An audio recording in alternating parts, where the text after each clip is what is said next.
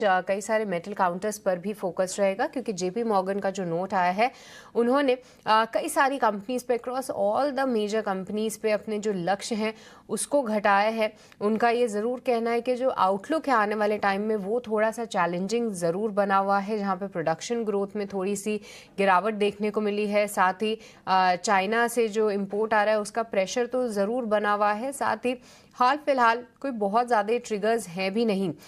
एक बार सुनील सर आपसे ही समझना चाहेंगे मेटल्स पर आप क्या नज़रिया रखते हैं, क्योंकि चाइना बूस्ट को लेकर ये थीम पिछले साल अगर हम देखें तो साल के एंड तक थोड़ा सा इसमें होप ज़रूर आने लगी थी, पर फिर से एक बार मोमेंटम फिजल आउट हो रहा है। मेटल्स एज अ पैक कैसे प्ले करें? मेटल्स और पैक आप वेट एंड वॉच कीजिए, क्योंकि ट्रम्प की जो टैरिफ की जो थ्रेट है चाइना के ऊपर, उसके बेसिस पर चाइना की ग्रोथ, चाइना की काउंटर एक्शन कैसी रहेगी। बिकॉज अगर चाइना यूएस को एक्सपोर्ट करना कम कराता है तो नेचुरली कमोडिटीज का डिमांड, मेटल्स का डिमांड कम होगा। सेकेंड चीज, मेटल्स में एक चीज क्या है कि दाम इंडियन मेटल सिनेरियो में डिमांड सप्लाई स्टील के लिए हो सकती है, आयरन स्टील के लिए इंफ्रा के कारण, मगर दाम लंदन मेटल्स में फिक्स होता है और वो दाम चाइना के ऊपर, जो चाइना का आउटलुक है उसके ऊपर डिपेंड होता है। तो उधर एक सॉफ्टनेस या वीकनेस दिखने के कारण इंडियन मेटल प्राइसेस भी आपको वही ट्रेंड फॉलो करेंगे।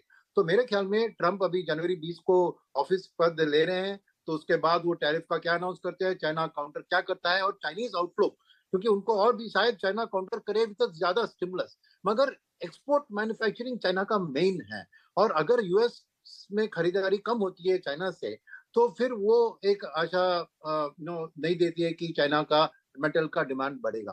तो वेट एंड वॉच करते हैं। अभी ट्रम्प को शपथ लेने दीजिए, उसके बाद कैसे उनके एक्शंस है, और इसलिए मैं अभी सावधान रहूंगा। एक वेट एंड वॉच, साइडलाइंस में बैठकर मेटल्स को देखना उचित होगा।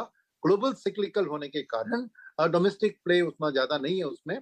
मैं कहूंगा वेट एंड वॉच। फिलहाल करना है मेटल से थोड़ा सा बच के रहे, ये राय आती हुई। पर आज गैस काउंटर